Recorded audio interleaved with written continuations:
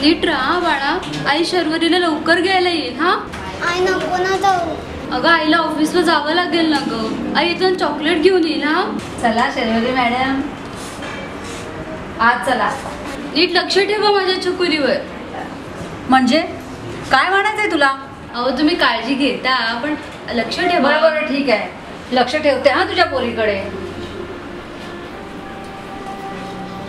Bye Sharvari. चला शर्वरी, आज चल.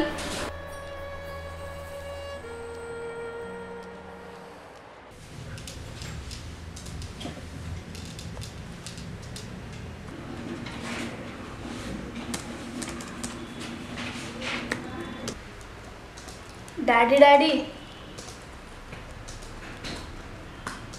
डॅडी. हाँ बेटा, एक मिनिट थांबा. मी जरा इम्पॉर्टंट काम करतो ना. पण तुम्ही नेहमीच बिझी असतात.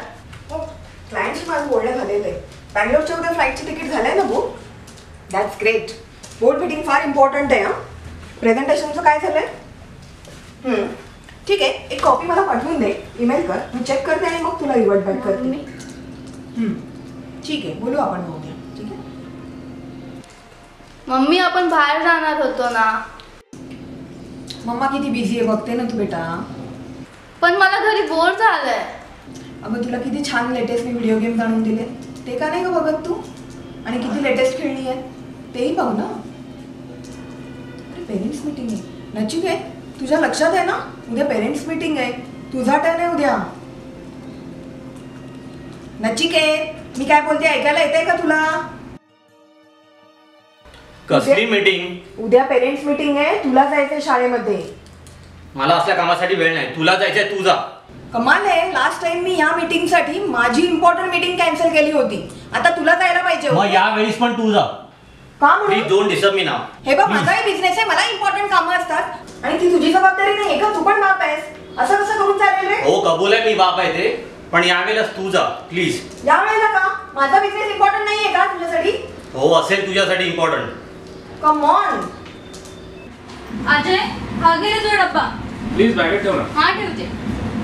शर्वरी, हा तो डब्बा घ्या.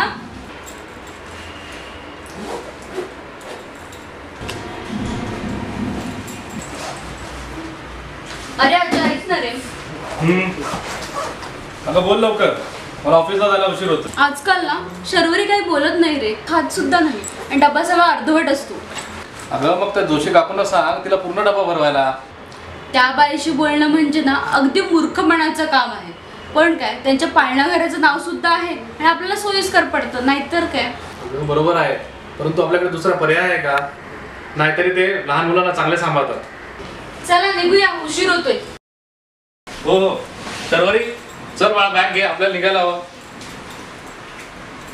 चला.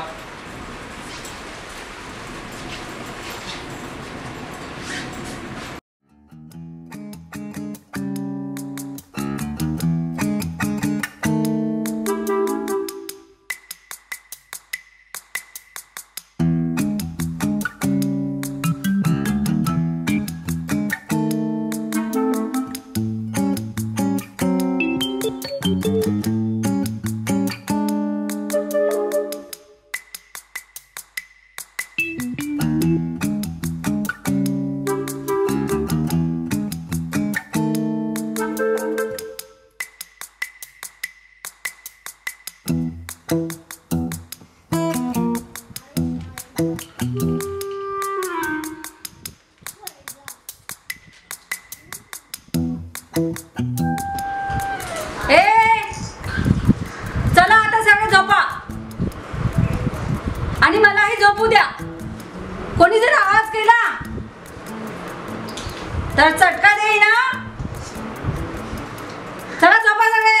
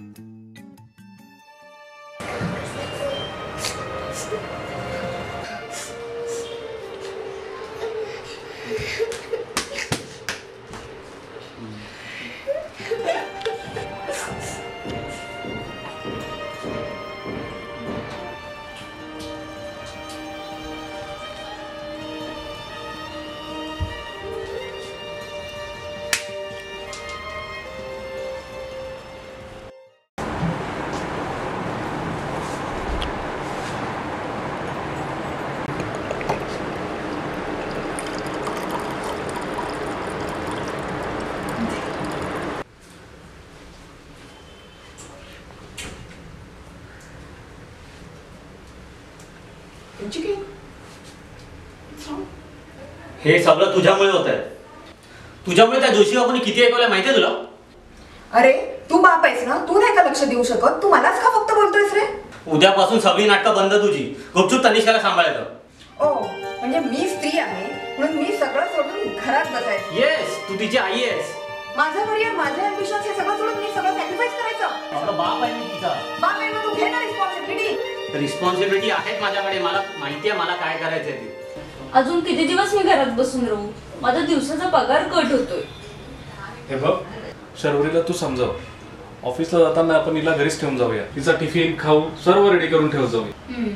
ऑफिसला तर जावं लागेल, त्याशिवाय काही पर्याय नाही. बरोबर आहे. आई, बाबा, तुम्ही दोघं किती छान आहात. ते बाहेर असणारे आई बाबा माझ्याशी बोलतच नाहीत. तुम्ही माझं सगळं ऐकून घेता. का ते असं वागतात माझ्याशी?